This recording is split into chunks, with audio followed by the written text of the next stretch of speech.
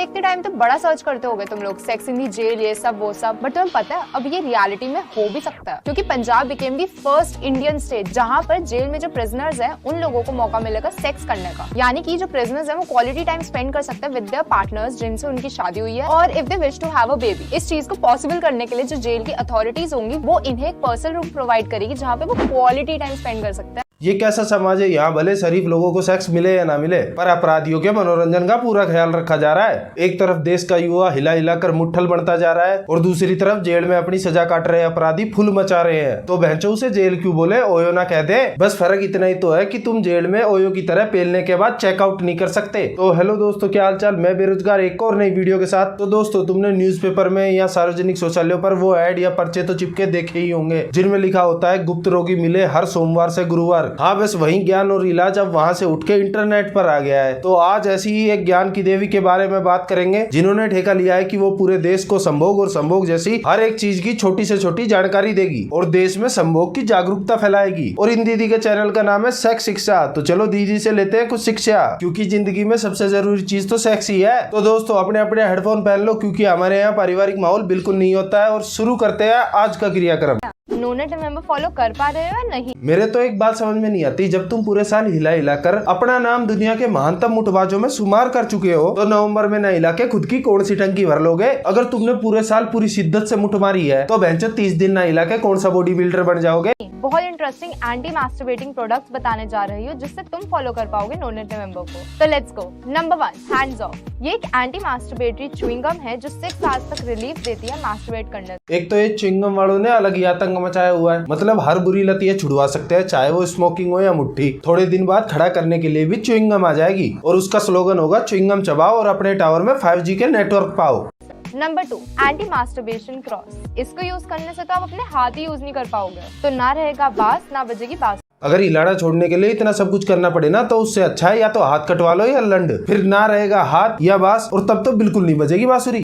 Number 3, cock cage. Stainless steel का एक ऐसा केज जो आप अपने पीनस पे लगा सकते हो एंड उस पर आप ताला भी लगा सकते हो जिससे आप मास्टरबेट भी ना कर पाओ। अरे तो ज्ञान की देवी, जब मैं ताला खुद लगाऊंगा तो चाबी तो मेरे पास ही रहेगी ना। तो जब मन किया ताला खोला और दे मुट्ठी पे मुट्ठी। इसका यूज सिर्फ एक ही कंडीशन पे हो सकता है कि मैं ताला लगा के चाबी किसी और को दे दूं, और अगर वो गलती से चाबी घुमा दे तो क्या मैं मेरे चूहे को पूरी जिंदगी पिंजरे में लेके घूमूंगा? और मान लो तुम किसी के पास चले भी गए उस पिंजरे को कटवाने, तो जाके बोलोगे क्या कि भाई मेरे लंड का पिंजरा काट दे? मैं बता रहा हूँ, ये लड़की शिक्षा दे ना दे पर तुमको दुनिया के सामने जलील जरूर कर देगी। Number 2, there are no health benefits of masturbation. But आपको पता है मास्टरबेशन के बहुत सारे हेल्थ बेनिफिट्स हैं। Masturbating 3 to 4 times a week is considered to be healthy। इससे आपका स्लीप, स्ट्रेस, हेडेक, कंसंट्रेशन सब कुछ इम्प्रूव होगा। अभी ये हिलाना छोड़ने के लिए दुनिया भर की अतरंगी चीजें बता रही थी और अभी हिलाने के फायदे बता रही है। दीदी, पहले तू खुद कंफर्म हो जा कि हमें हिलाना चाहिए या नहीं हिलाना चाहिए। तुमको बेंचो सिलेबस के बारे में घंटा कुछ नहीं पता, बस रोज आके नई नई बुक्स पढ़ाई जा रही हो।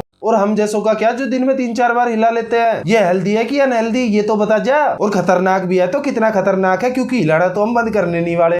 आपको लगता था कि बूब्स परफेक्टली राउंड शेप के होते हैं, बट ऐसा कुछ नहीं होता। बूब्स डिफरेंट टाइप्स के होते हैं। तो मैं बताती हूँ, बट ये वीडियो एंड तक देखना। अगर इंटरनेट पे कोई लड़की ऐसा ज्ञान दे रही है तो कौन चूतिया है जो वीडियो एंड तक नहीं देखेगा? Number 1, asymmetric breast. ये तो बहुत ही कॉमन सिचुएशन है अमंग द गर्ल्स। एक ब्रेस्ट दूसरी ब्रेस्ट से थोड़ी बड़ी होती है, बट इतनी प्रॉब्लम नहीं होती कि ब्राज में प्रॉब्लम हो। अरे लोंडो, ये तो अपने वाला सीन है दीदी, ये हम लड़कों में भी कॉमन है। हम लड़कों के भी टट्टे बड़े छोटे हो जाते हैं। Number 3, east west breast. इसमें दोनों निपल्स ऑपोजिट साइड में पॉइंट करते हैं, एक ईस्ट में और दूसरा वेस्ट में। अरे दीदी, ये क्या बात हुई? ईस्ट वेस्ट नॉर्थ साउथ, अरे भैंचो निप्पल है या दिशा सूचक यंत्र? साला ये बीमारी पहली बार सुनी है जिंदगी में। इधर आओ, आप सबको एक बात बताऊं, ओरल सेक्स से कैंसर होने का रिस्क रहता है। चौंक गए ना? दीदी, तू ज्ञान दे रही है या गांड फाड़ रही है? देख, हम यहाँ शिक्षा लेने आए, अपनी फैंटेसी का गला घोटने नहीं। क्योंकि अनप्रोडक्टिव सेक्स से या ओरल सेक्स से HPV पास होते हैं। HPV मतलब human papilloma virus. It is a group of more than 200 related viruses, some of which spread through vaginal, anal और ओरल सेक्स। HPV 2 ग्रुप्स में फॉल करते हैं। एक तो लो रिस्क HPV,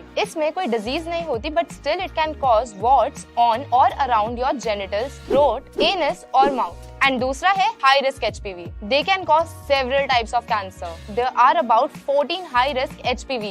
दीदी तो कतई गूगल हो रखी है, जैसे गूगल पे कोई भी बीमारी सर्च करो लास्ट में बात कैंसर पे ही आके खत्म होती है। और दीदी के केस में भले कोई सा भी सेक्स हो वो कैंसर पे आके खत्म होगा। बस सेफ सेक्स करो और प्रोटेक्टेड सेक्स करो। अरे क्या लेमिनेशन चढ़वा ले अपने छोटू पे। और भैंचो ऐसा कर भी लिया तो सेक्स की फील कैसे आएगी।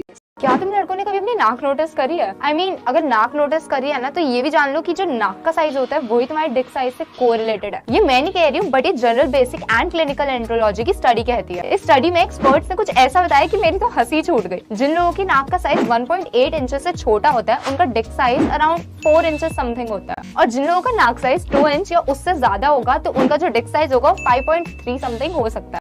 दीदी मेरे नाक का साइज 3.5 इंच है, प्लीज कैलकुलेट करके बताना कि मेरा छोटू कितना बड़ा होना चाहिए। आखिर पता भी तो लगे, आज तक इसका इतना ख्याल रखा है तो ये पूरी तरह विकसित हो पाया है कि नहीं। इस स्टडी में एक्सपर्ट्स ने कुछ ऐसा बताया कि मेरी तो हंसी छूट गई। जिन लोगों की नाक का साइज 1.8 इंचेस से छोटा होता है उनका Dick size around 4 inches something होता है। ये क्या बदतमीजी है, किसी बेचारे का छोटा है तो उस पर तुम्हारी हंसी छूट गई। ऐसे तो तुम्हारी ब्रेस्ट देख के मेरी तो हंसी रुकी नहीं रही।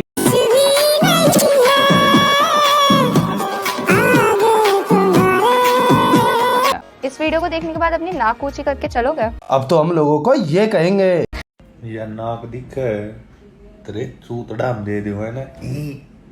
लड़कों के लिए खुशखबरी, बहुत बोलते ना कि bigger size is equal to ज्यादा मजा। अब अरे बिना बुद्धि की जीव, बड़े साइज की डिमांड हमेशा से औरतों की रही है, क्योंकि साइज से फर्क लेने वाले को पड़ता है, देने वाले को नहीं। भैंचो दुनिया भर की सारी चीजें हम मर्दों पे ही थोप दो। अगर कुछ अच्छा है तो उसे बुरा बना के, और अगर कुछ बुरा है तो मर्द तो मादरचोद थे ही हमेशा से। आदमी जिंदा ही क्यों है इस धरती पे। मिलने का तुम्हारा मजा। साइंटिस्ट ने एनालाइज करा है कि पिछले 30 सालों में इरेक्ट पीनिस का साइज बढ़ चुका है, वो भी 25% से। मतलब रफली 1 इंच मान लो। एवरेज इरेक्शन लेंथ 4.8 था, बट अब 6 इंच हो गया है। बट इतना खुश मत हो, ज्यादा अच्छी बात नहीं है। इससे मतलब क्या हो सकता है, आपका रिप्रोडक्शन कम हो सकता है, प्यूबर्टी बहुत जल्दी हिट हो जाएगी। और इन सब के कॉजेज पता है क्या है? केमिकल एक्सपोजर जैसे पेस्टिसाइड या फिर पॉल्यूशन। तो क्या ही फायदा आपके बिगर पीनिस का। मैं बता रहा हूँ, इनको ज्ञान नहीं देना, इनको बस लोंडों की फाड़े रखनी है। लोंडों का छोटा रह जाए तो इनकी हंसी छूट जाती है, और अगर बड़ा हो जाए तो इनको दिक्कत हो जाती है। अरे चाहती क्या हो तुम मर्दों से? और एक बात बता, जब ये चैनल इसका है तो तू यहाँ पे बिना बात ज्ञान क्यों चोद रही है? नॉर्मल कॉन्डम ने कभी एक्साइट नहीं किया कपल्स को, जिसकी वजह से इन्वेंट हुए फ्लेवर्ड कॉन्डम्स। अब फ्लेवर्ड कॉन्डम्स का कमाल ये था कि ये ओरल सेक्स को बेटर कर देते थे, बट इसका एक डिसएडवांटेज भी था। ये डिसएडवांटेज कि तुम फ्लेवर्ड कॉन्डम को इंसर्ट नहीं कर सकते इनटू योर वजाइना। पता है क्यों? अगर पता है तो कमेंट में बताओ, वरना मैं बताती हूँ। अब जो फ्लेवर्ड कॉन्डम होते हैं वो बनते हैं बहुत ज्यादा शुगर से, जिसकी वजह से अगर तुम फ्लेवर्ड कॉन्डम वजाइना में इंसर्ट करोगे तो वजाइना का पीएच लेवल बिगाड़ सकता है, which can lead to yeast infection. तो ऑब्वियसली फ्लेवर्ड कॉन्डम से नॉर्मल सेक्स करने का सोचना भी मत। अरे बहनचो, कौन से मल्टीवर्स से आई है जहाँ कॉन्डम से इन्फेक्शन होता है? और तेरा कहने का मतलब पूरी दुनिया गलत सेक्स कर रही है क्या? कॉन्डम से सेक्स मत करो, कॉन्डम के बिना सेक्स मत करो। अरे तू किसी को सेक्स करने देगी कि नहीं? इसका चैनल भले सेक्स शिक्षा के नाम से हो, पर ये किसी को सेक्स नहीं करने देना चाहती। इमेजिन करो आपने अभी अभी अपनी इमेजिनरी गर्लफ्रेंड के साथ इंटरकोर्स किया और वो इतना सही था, यू जस्ट इजैकुलेटेड। ये इमेजिन नहीं करा रही, बल्कि तुम्हारे सिंगल होने का मजाक उड़ा रही है, और इसके इंटरकोर्स वर्ड के पीछे तुम मुठ्ठलो छुपा हुआ है, और तभी आपको क्रैम्स पड़ जाए। दीदी आप मूड बनाने की बातें कर रहे हो या मूड की माँ चौधने की? नहीं बहनचो, क्यों करें हम ऐसी चीज इमेजिन? नहीं करना हमें कुछ भी इमेजिन। पेनफुल सेक्स कॉमन है, बट इसका मतलब ये नहीं कि वो नॉर्मल है। बट जैसे कि दीदी थोड़ी सी चूतिया है, पर इसका ये मतलब नहीं है कि वो बावली गांड है। अरे कहाँ से की है तूने ऐसी पढ़ाई जहाँ सिर्फ सेक्स के बारे में पढ़ाते हैं और कॉमन सेंस को उसके मुंह पे बोल देते हैं भगतेरी माँ की चूत। अगर कोई प्रॉब्लम बहुत ज्यादा कॉमन है तो वो नॉर्मल प्रॉब्लम हुई ना। दीदी सेक्स सुख तो होता रहेगा, दुनिया कर लेगी अपने आप जिसको जैसे करना होगा। तू पहले कॉमन सेंस की 2-5 क्लासें ले ले, क्योंकि जिंदगी सेक्स के बिना फिर भी चल सकती है, पर कॉमन सेंस के बिना। ऑफिस में 5 बजने के बाद और तुम्हारी लाइफ के टॉक्सिक रिलेशनशिप से जितनी जल्दी निकलोगे ना, उतना अच्छा रहेगा तुम्हारे लिए। ये सेक्स पे ज्ञान देते देते अब रिलेशनशिप पे भी ज्ञान देने लगी। बहनचो सबको संदीप महेश्वरी बनना है। Correct way to masturbate. चलो देखते हैं।